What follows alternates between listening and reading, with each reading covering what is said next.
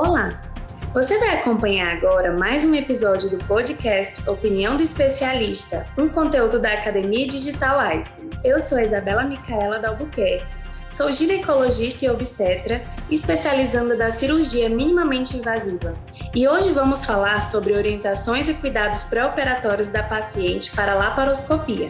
Para isso, convidamos a doutora Ana Carolina Anacleto Falcão, especialista em tumores femininos e preceptora do Programa de Especialização em Cirurgia Minimamente Invasiva do Hospital Israelita Albert Einstein. Olá a todos, olá doutora Isabela, obrigada pelo convite, um prazer estar participando aqui com vocês.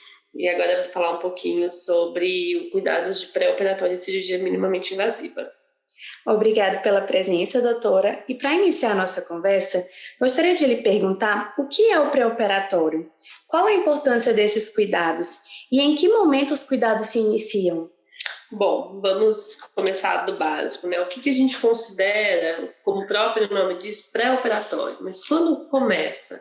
A partir do momento que o paciente vem nos procurar, o tratamento desse paciente é cirúrgico, o pré-operatório começou exatamente nesse momento.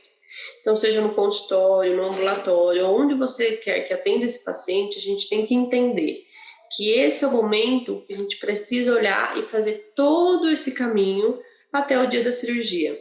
E o que visa isso? Visa que a gente precisa conhecer, né? Nós precisamos conhecer muito bem a história do paciente.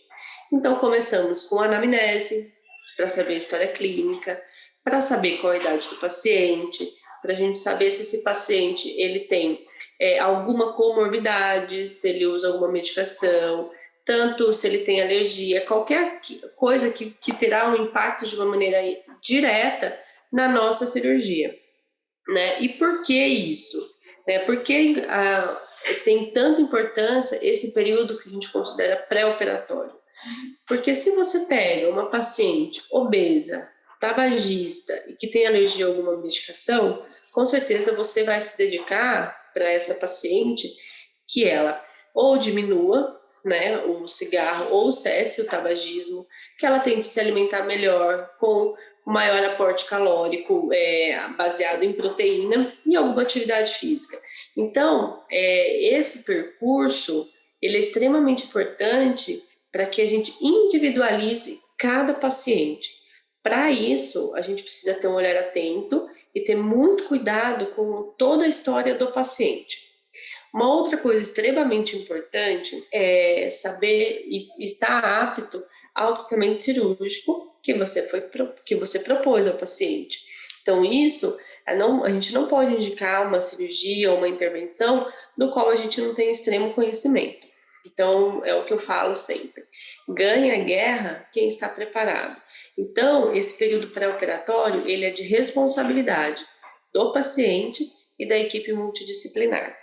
Doutora, e dentro de tudo que se tem estudado hoje, o que podemos descrever de um pré-operatório fast track baseado no protocolo ERAS e ACERTO? Bom, então, de tudo que a gente conhece hoje, né, não falar de fast track dos protocolos ERAS e ACERTO, a gente deixa muito a desejar, né? E o que é o fast track? É a recuperação rápida.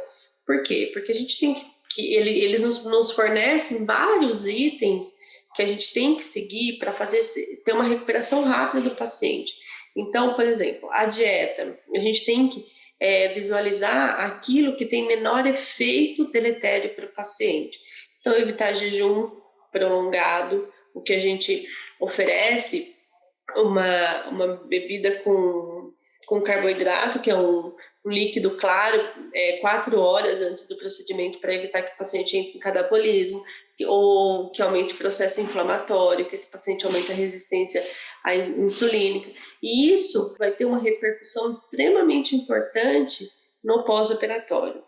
Independente do tamanho da cirurgia, né, terá mais impacto em cirurgias grandes, com certeza, mas independente do tamanho da cirurgia, essas condutas a gente sabe que responde de uma maneira mais precoce para o paciente se recuperar.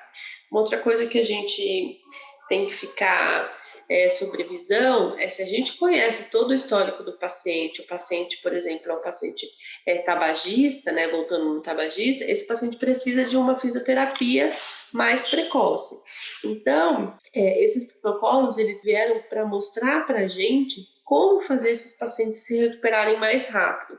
E isso resume numa internação menor, menos tempo de internação.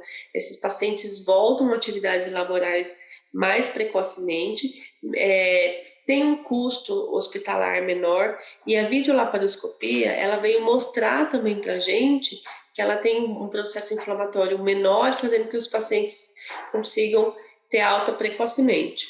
Doutora, e qual a importância da equipe multidisciplinar no pré-operatório? Isabela, se a gente falar hoje que, né, no nosso caso, o cirurgião ele é responsável pelo tratamento todo do paciente, e a gente está falando isso de uma forma inequívoca, porque a gente realmente precisa de uma equipe multidisciplinar, né? E essa equipe multidisciplinar, o que ela consta? Ela consta de um nutricionista, um fisioterapeuta, com a equipe de enfermagem, os psicólogos, educador físico, o fonoaudiólogo, então, e várias outras, dentre outras equipes médicas, como o cardiologista, o endócrino. Então, a gente fazer um protocolo, né, um pré-operatório, sem a equipe multidisciplinar, com certeza terá um efeito deletério para o paciente. Com certeza, doutora. E quais seriam as possíveis implicações da realização inadequada dos cuidados pré-operatórios em laparoscopia?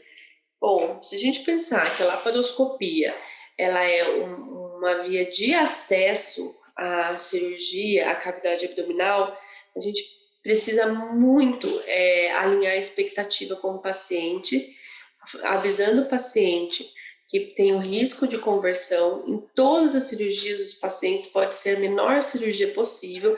Esses pacientes eles têm que estar cientes que pode ter o risco de conversão. Então, quando a gente não conversa isso com o paciente, ou quando a gente não conhece o histórico do paciente junto com o exame físico e os exames complementares, talvez a gente indique uma via errada e chegue no momento a gente não consiga desenvolver aquilo que foi prometido para o paciente. Então, em questão pré-operatória, de todos esses cuidados que eu falei clínicos, o mais importante da videolaparoscopia é alinhar a expectativa do paciente com a realidade daquilo que a gente pode fazer de melhor por ele.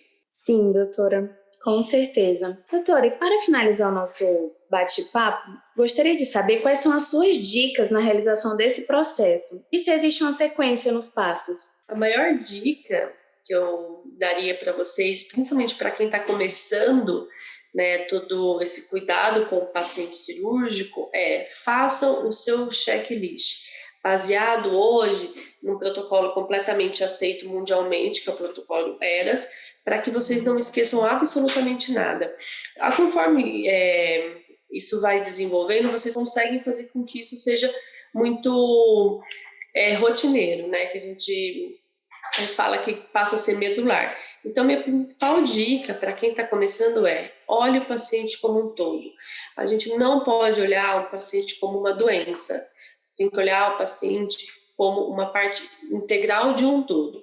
Então, a gente precisa, até de aspecto psicológico, saber muitas vezes como é que está na família, um tratamento que o paciente vai precisar de um suporte depois, seja para uma reabilitação motora ou um aspecto de uma reabilitação de alimentação. Tudo isso a gente depende de um amparo familiar.